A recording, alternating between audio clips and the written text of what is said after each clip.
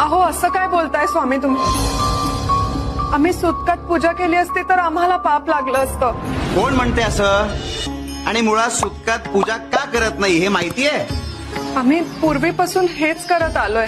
आमच्या आई वडिलांनी जे केलं तेच आम्ही अंगीकारलं आणि असा प्रश्न आम्हाला कधी पडलाच नाही. हेच चुकतं तुमचं.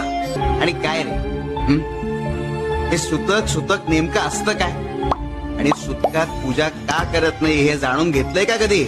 अरे घरात एखादी अघटित गोष्ट घडली तर आपलं मन थाऱ्यावं नसतं. अरे देव पूजा करताना मन स्थिर असावं, कोणत्याही विकाराच्या आहारी नसावं. मग ती पूजा देवापर्यंत पोहोचते आणि म्हणून आपण सुतक मानतो.